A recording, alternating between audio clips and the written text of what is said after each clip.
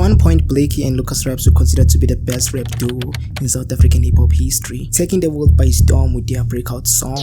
Like I got two wheels on me, go ride me like bike. Damn, that's how she sound when I pipe. The two rappers had a unique sound, something that hadn't been heard of in the South African music scene. Yeah. There was no denying it. Blakey and Lucasraps were the next big thing. Well, Lucasraps was already bigger than Blakey at the time, as he already had a buzz around his name. So I think it's safe to say Lucasraps put Blakey on, but it didn't stay that way for long, as Blakey would quickly surpass him, in the process achieving more than Lucasraps ever did. See, Lucas put Blakey on, as I already told you. Lucas already had a buzz, but when Blakey was up there, I mean really up there, cause Blakey is really up there right now, he refused to give Lucasraps a feature. Like, I was really hurt. Yeah. Like, fucking hurt. Yeah. Bro, I asked Blackie for a verse on Yeah.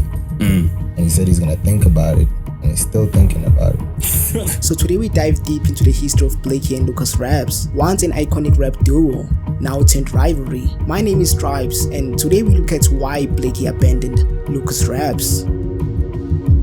Well, in order to fully understand what happened, we must first start at the beginning, where a young Lucasraps is still in the streets of Durban, chasing a dream. Lucas is 16 at the time, and he already knows a lot of people who make music. Well, you see, Lucas was lucky when he was just 15 years old. He ended up sending a huge hip-hop promoter, ADM, Junior Lavi. Lavi's a super big hip-hop promoter in Durban, right? At the time, Junior was promoting Nasty C in Durban for a concept called Durban Day, and with young Lucas being a fan of Nasty, Like I was like a super nasty fan, you know what I'm saying, back then, like a super nasty fan. So, seeing that he was going to be performing in Durban Day, Lucas ended up sending ADM to Junior Lavi, the promoter. cool, I hit this nigga up. And he sends him one of those, I'm a 15-year-old rapper who's trying to make it and is really talented, blah blah blah blah blah. Lucas was hoping to get noticed by Lavi, and maybe Lavi would open doors for him, you know. I don't know what the kid was doing, but Lavi seemed to ignore him. He doesn't reply. Well, until something weird happened. Junior Lavi started texting Lucasraps, sending him voice notes of him messing up some sort of promotion for Durban Day. When seeing this, Lucas did the only thing he could. He replied back to Lavi and asked him, Are you going to Durban Day? and this time he got a response. Yeah, I'm gonna be there. Wait, who's this? Lucas would quickly introduce himself to Junior Lavi as, No, I'm Lucas.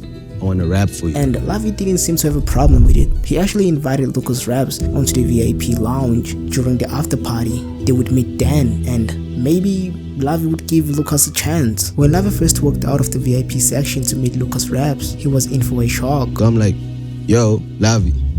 He looks at me, he's like, you young, chief. He wasn't expecting to meet a little kid. Obviously disappointed, Junior tried to dismiss young Lucasraps, saying that he was just a kid and should just go to school, you know. But a very determined Lucasraps still asked to rap for the promoter, so he started freestyling for him. Lucas went so hard that the promoter ended up calling one of his friends over. He calls Charlie, he's like, yo, come peep this. And after doing 2 freestyles, Junior Lavi was more than impressed. He ended up asking Lucas, who are you here to see? Lucas replied, Nasty C. Junior took his phone out, called Nasty C, said, like, yo, yo. I'm pulling up. And yes, Lavi ended up taking Lucasraps to meet Nasty C for the very first time that night. We walk into the hotel, like Nasty is like where he is. Now in front of his idol and a room full of people, Lucas had to freestyle for them. Well, because Nasty C asked him to. Since Lavi really hyped Lucas up, he started calling Lucas the next Nasty C. He's like, I know, this is the next you, boy. Straight to Nasty C's face. So Nasty C was like, yo Lucas, if you really like me, then freestyle. Well, Lucas really messed that freestyle up, and he tried doing it again and messed it up again. Lucasraps freestyled 3 times, failing each time, but Nasty C was still impressed by the young kid's skills, so he asked him, would you like to come perform with me tomorrow? And Lucas was like, yeah, or hell yeah, I'd like to perform Juice Back. And Nasty C was like, nah, you don't even have to perform one of my songs, I'm gonna let you perform a 16 instead. He's like, yo, you know what a 16 is? I'm like, yeah. It's like, alright, cool, I'm gonna call you to come spit a 16. When Lucasraps first went to stage with Nasty C, it was the first time many people were introduced to the name Lucasraps. He's like, yo, I got Lucas, I can't rap there. That was like my first time like performing. So at 15, the kid was already doing shows with Nasty C, but back to when he was 16. Here we see a young Lucas still going from studio to studio, trying to make hit songs, trying to make it out of the hood, you know, until one day, Maphorisa hit him up. So he told me that Nasty put him on. Well, turns out Nasty C told the DJ Maphorisa all about Lucasraps, since they did a whole performance together the previous year on Devin Day. DJ Maphorisa would ask Lucasraps to come freestyle for him. From there, he just been watching my shit, and then he wanted to see if I could actually like freestyle. Which, of course, at this point we already know what Lucas is gonna do. Of course, he packs his bags, goes straight to Maphorisa, tries to climb on stage and freestyle for him, but instead he's in for a surprise. This nigga took us to Polokwane, poison. When they arrive in Polokwane, they are met with a crowd of over 30,000 people, and Maphorisa now tells Lucas, hop on stage, he says freestyle. And now very scared Lucasraps is, well, scared, but he still goes on stage and does one of the best freestyles Maphorisa has ever seen. And Maphorisa does not only do this once or twice, he does it a couple of times, and Lucas is now introduced to the high life of being a celebrity of some sort. He was chilling with celebrities, he was getting to perform in front of thousands of people at the age of just 16. So it came as no surprise that Lucasraps was failing at school. Bro, I was failing fucking Disney. The kid was on the road doing shows. He was writing raps instead of writing homework. He ended up repeating the 9th grade, and that really made him hate school even more. But he was still smart, so he ended up passing to the 10th grade. And when he got there, it seemed like Lucasraps also got to his tipping point. Lucasraps stated that he had a teacher that hated him. Well, in his words, she was against everything that was Lucasraps. Well, probably because Lucas, you were a problem child. For example, the day Lucasraps dropped out of school, he broke one of the many rules in the computer room of not having a snack. Lucas instead decided, yo, let me take out a snack and just eat in the computer room. But fuck it, I was hungry, which was against the rules. So the teacher of course sent him outside, which frustrated Lucasraps, and he decided to drop out of school right there and there, calling one of his homies and telling him, told him, chief, write on my shirt now, or else you won't ride. Then simply going back home.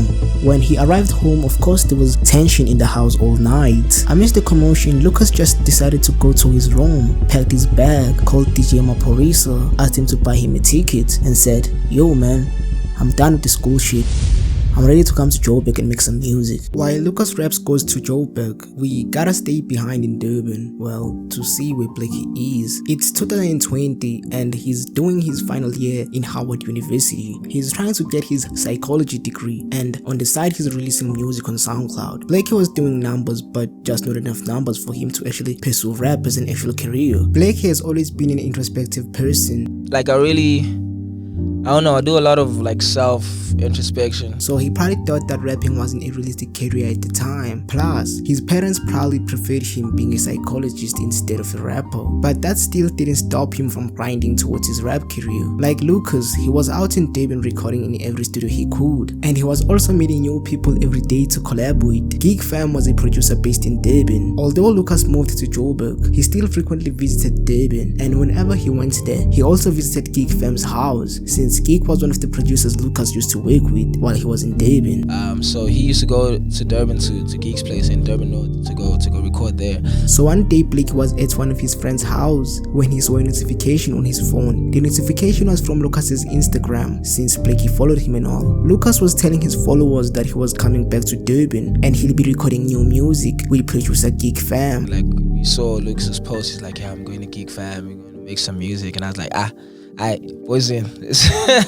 This is the time. Today we're crashing this thing. He knew where Geek Fam's place was, so he didn't waste any time. He got on a taxi and quickly ended up at Geek's place. There he met Lucasraps, who was still trying to gain his own following, and surprisingly, he was up to make a song with Blakey. And later Blakey would state that the first time they met, their energies just matched. And yeah, that's the first time I met Lucas. Like the energy was dope. Like, and that night they ended up making countless of songs. Nothing crazy yet, cause Lucas ended up going back to Joburg and Blakey was left behind to go back to school. Hey there, I'm sorry to disturb your viewing, but this is the part where I ask you to please subscribe, like, and leave a comment. Those things really do help out the channel, man. And these videos take a long time to make. They require a lot of sacrifice, whether through me doing research. A lot of things go on behind the scenes so that the final product is as high quality as I can make it. So can you please leave a subscribe just to show me that all this work that I'm doing isn't for nothing? Please. Anyway, Let's get back. A few months pass and Blakey is now on a bus. He's on his way to Joburg to visit 808 Sally. Schools are closed and Blakey is hoping to get a chance to meet people in Joburg. People he can make music with. 808 Sally might know some. The first 21 days go fine for Blakey. He's making music with 808 Sally and a few others, and then COVID-19 hits, and after that the lockdowns come. Blakey was now stuck in Joburg and couldn't go back home since there were travel restrictions, and I think this was a blessing in disguise for Blakey because Lucasraps ended up coming to 808 Sally's house. He got there with a few other rappers and they met up with Blakey. Now under one roof with Lucasraps and a couple of producers with a couple of other rappers who were gifted, there was just no space to fail. Blakey had to succeed. He also started making some beats in order to make some money. Well, he sold them, see, and since there wasn't any place to spend your money during lockdown, the shops were closed. Blakey ended up with a huge amount of money that he didn't get to spend, and when the travel restrictions got lifted,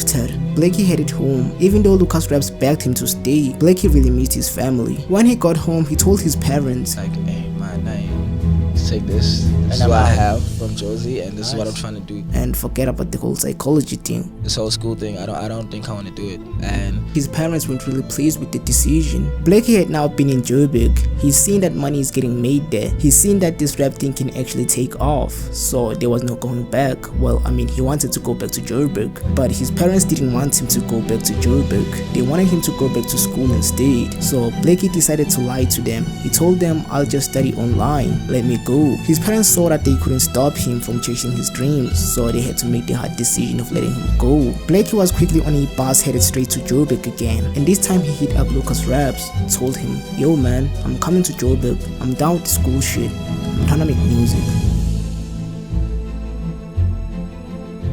While Lucasraps was still running around Joburg with DJ Maporisa, a few months prior to Blakey's arrival, he found himself getting signed to an artist management company, M4 Entertainment. Lucasraps signed a distribution and management deal with M4 Entertainment. In the process, they provided him with housing in a house in Midrand. And this came at the perfect time because Blakey was coming to visit him, so he ended up coming to Midrand in order to make music with Lucasraps. And when Blakey got there, the two rappers started to immediately work on new music. They were constantly dropping songs on SoundCloud every chance they got, working on new sounds, experimenting, trying to figure out what works and what doesn't, until one day, well, specifically on the 23rd of October 2020, a music video was dropped on YouTube, well, specifically on Blakey's channel. Big racks, big slap, big name, lean spill, so I got a big stain, 10 toes, I ain't never switched lane. And the video got over 1 million views. Well, Blakey and Lucas had finally found the formula, and they didn't waste any time, dropping another one 3 months later. If Blakey surrounds the animal, bitch, I gotta be Lucasraps a cannibal. This time dropping the music video on Lucasraps' channel, and again it got over 1 million views. It became clear Blakey and Lucas were the next big thing. They finally got some eyes on them, and now there was just no going back. This is exactly what him and I spoke about before all of this. Yeah. Now it's here and I'm like, you know, told you, dog. While fans were going crazy over the unique duo, behind the scenes in true Lucasraps style, he was fighting with the management company. Serious money probably started rolling in, and now Lucasraps wasn't happy about the terms and conditions of his contract. Or maybe they were just ripping him off, I'm not really sure, but he ends up leaving the house in Midrand, in the process breaking his contract with M4 Entertainment. And while all of this is happening, Blakey is stuck in the crossfire, since Lucas brought him to that house, introduced him to M4 Entertainment, alongside with all the other people he knew. It must have been a very hard decision for Blakey to make, but in the end he didn't choose to go with Lucasraps. He had to stay behind in order to still develop himself as an artist. Plus, he still needed that M4 Entertainment distribution deal. So like the day Lucasraps decided to drop out of school and decided to make it on his own, he left Blakey behind and went on to sign a deal with Def Jam Africa. Allegedly bought a 14 million rand house, but more on that later on the video. So to say things were going great for Lucasraps would be an understatement, as things were going more than fine for him. Blakey was still stuck in Midrand. The man who gave him his first hit songs had now left him, so he had to find new ways in order to remain relevant. Blakey ended up diving deep into his singing talent, and for the upcoming months he ended up releasing songs with a number of artists. There was one difference between Lucasraps and Blakey. Lucas can rap, sure he can really rap, but Blakey can make a song, hit songs. So the upcoming months he was releasing banger after banger, getting ready to release his debut album, Before Now. Now remember when I said that Lucas bought a 14 million rand house? Well, turns out Lucas moved out of the house in just a few months after the purchase. And when fans asked for the reason why he moved out, Lucasraps stated that the estate he lived in did not want his pit bull dog living there, so he had to choose between his house and the dog, and he ultimately chose his dog, which was bullshit, and his fans called him out on that. A lot of people thought that his reason was bullshit, so the internet investigators went on to investigate. They found out that the house was never sold. Instead, Lucas was just renting the property, and when he finally couldn't pay the rent for the expensive home, he moved out but decided to lie about the whole situation online, and people started hating him. Lucasraps, Yeah. bro, let me tell you something, bro. I like him. That's not your money. Whoa. That is not your money, and you are going to you're going to pay for everything that these guys are investing in you, and it's not gonna work. It's gonna end in tears.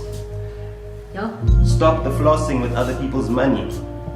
People started seeing Lucasraps as a clout chaser. He was dropping less songs, and I feel like in his eyes he saw himself as one of the GOATs, cause during that time he also tweeted that Amapiano was trash, the same Amapiano that gave him his first hit song, and the same Amapiano that was dominating the South African music charts. Fans were now seeing a Lucasraps that didn't rap, but was instead known for his controversial takes. He was gaining a massive ego, thinking that he was too big to fail. So while Lucasraps was playing famous rich rapper, Blakey was actually dropping music every now and then, well, with some very famous people, including Nasty C. I just landed it. There go out, LOL, I just landed in London. Blakey's singing and rapping abilities helped him garner a huge following in the process. Unlike Lucasraps, Blakey didn't just rap, he also came up with smooth auto-tune melodies, something that anyone can listen to. Blakey was making club bangers, and he was quickly becoming the new hot kid on the block. Yeah, go. Step in the scene and I'm raising them ball.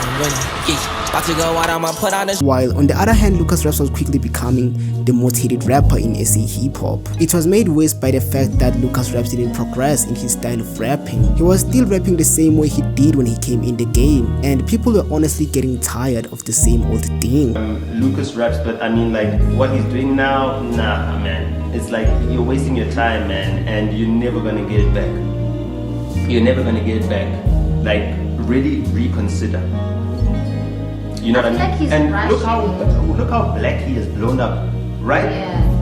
Flew right past Lucasraps. So Lucasraps' numbers started declining. It seems like people had finally had enough of Lucasraps. Although he still had a strong following, it was no match for Blakey's. As on May 21st, 2021, Blakey finally decided to release his most anticipated debut album, Before Now. On the album, we saw Blakey diving more to his melodic side and also telling stories that seemed to resonate with the fans. On the album, Blakey had Flame, Lucasraps, and Nasty C as features. We also saw Blakey diving more to his melodic side and also telling stories about his life that seemed to resonate with the audience. I was looking to give people like a template, like basically like a taste or like a home for people to go to. If ever you hear Black and you wanna know what's Ubani, then you just go to this album, because like this. Blakey was becoming more than a rapper, he was becoming a star, and funny enough, Lucasraps came back to him, asked him for a feature on the song with Nasty C, but Blakey seemed to ignore him, told him that. And he said he's gonna think about it, and he's still thinking about it. It was becoming painfully clear that Lucasraps was fading away from relevancy, while Blakey was becoming an even bigger star. It even showed when Lucasraps finally decided to drop his own album, Ode One to the World, and it flopped. Blakey even thought that Lucas releasing an album without him as a feature was retaliation. Like that drop, because that's his debut album. Yeah. And I feel like it was more of a retaliation or like a response to what was going on. To your drop. Which, when you think about it, it was. Blakey did include Lucas on his album, but when it came to Lucas dropping his own album, he didn't include Blakey. Why? Because in his situation, it was like, I'm leaving this whole info thing and I'm doing this Def Jam thing, and whatever's going on in terms of management, who he's fighting with or whatever, it's sort of, because he was fighting when he left. It sort of put him in the corner. Well, simply because Lucas felt betrayed by Blakey. Remember when I said Lucas left M4 Entertainment and he wanted Blakey to live with him? but Blakey chose to stay with M for entertainment. So in a way, Lucas felt like Blakey betrayed him by sticking with their opposition. It's like, fuck, I learned my lesson and I went my way, and that's why I have this, and I'm at peace right now. Oh, okay, yeah. We can try and say that Blakey was hurt when Lucasraps left him in the house in Midrand after following him there, and that's why he never featured him on a song. Or we can even try and say that the two rappers started dissing each other like some channels always do. But at the end of the day, I feel like Blakey and Lucasraps are just two very talented rappers whom fate brought together to do whatever they were meant to do and go their separate ways.